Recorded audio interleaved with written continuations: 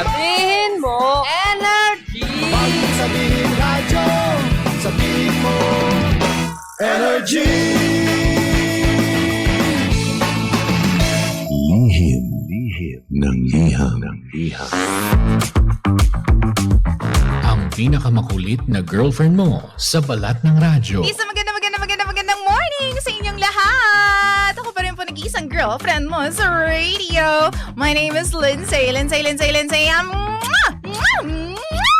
Makulit pero may puso, handang makinig sa mga kwento mo. Alam mo, feeling ko kailangan mo na siyang iwan kasi it doesn't make sense. Ang kwento sa lihim ng liham.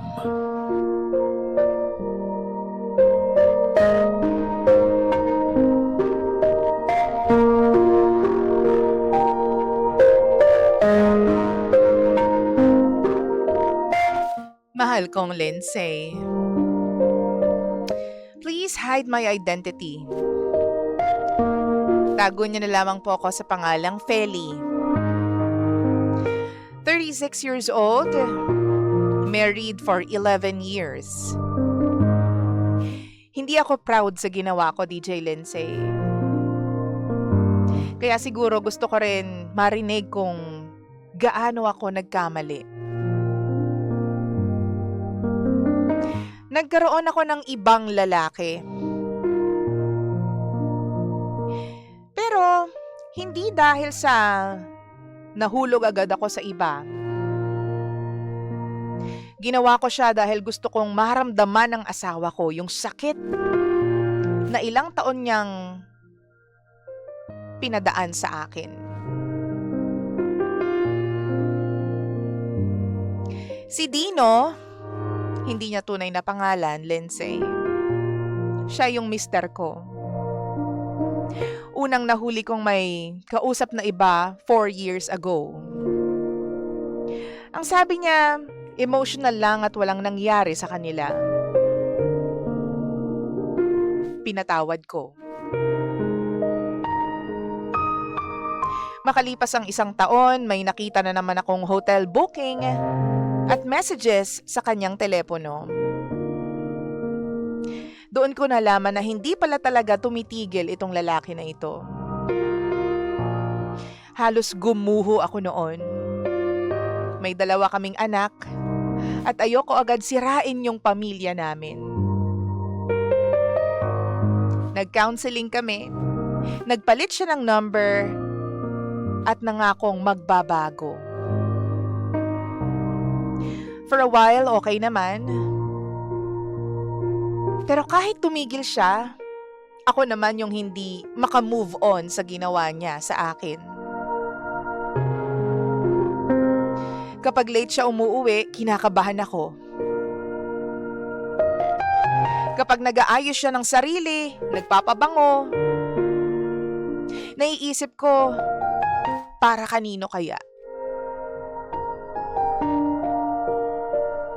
Doon pumasok si Arnel sa eksena. Co-worker ko sa accounting department namin. May asawa din siya pero ang sabi niya sa akin, hiwalay na sila for almost a year. Hindi ko siya pinapansin dati beyond work. Kaso, napansin niya na lagi akong tahimik at stressed sa buhay.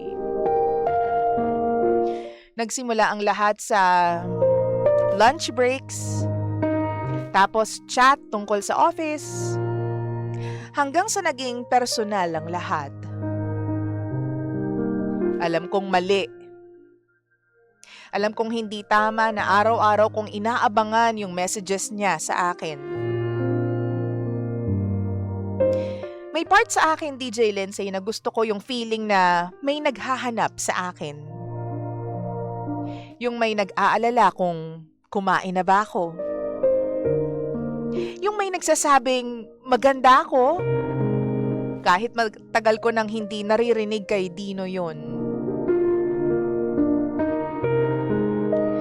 Pero ang mas pangit, may maliit na boses sa utak ko na nagsasabing deserve ni Dino ang paghihirap na maaari niyang maranasan.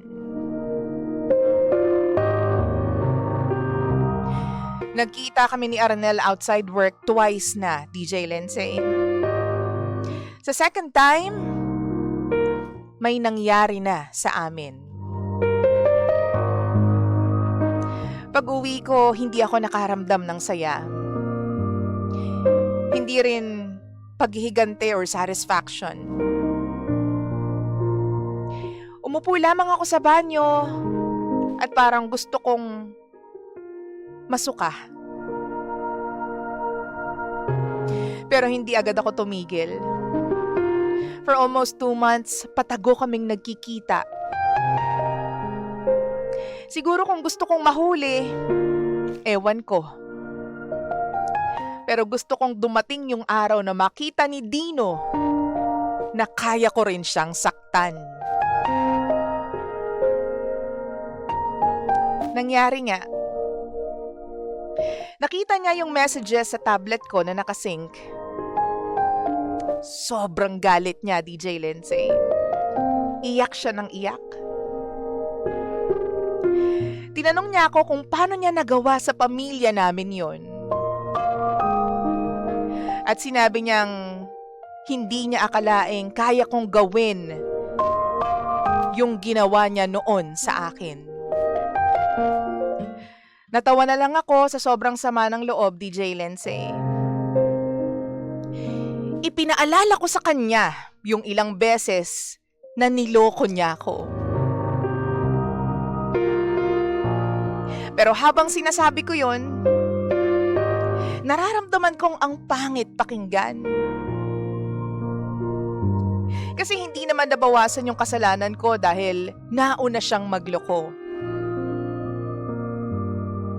Ang pinakamasakit, yung panganay namin, napansin agad na meron kaming problema. Hindi niya alam yung mga detalye, pero ilang araw siyang tahimik at ayaw matulog mag-isa. Ang ending, napahiya talaga ako sa sarili ko. Tinapos ko na yung namamagitan sa amin ni Arnel. Si Dino at ako, separated na ngayon. Pero hindi pa rin legal. Nag-uusap na lang kami tungkol sa mga bata at kung may point na baka pwedeng subukan ulit. Baka pwedeng buuin ulit. Alam ko na pareho kaming may kasalanan. Pero hindi ibig sabihin nun pantay na ang lahat. At okay na. Akala ko kasi, DJ Lindsay, kapag naramdaman niya yung sakit ko, gagaan yung pakiramdam ko, gagaan yung dibdib ko. Pero hindi pala. Nadagdagan lang yung guilt at yung galit ko sa sarili ko. Huwag niyo po sana ako husgahan, DJ Lindsay.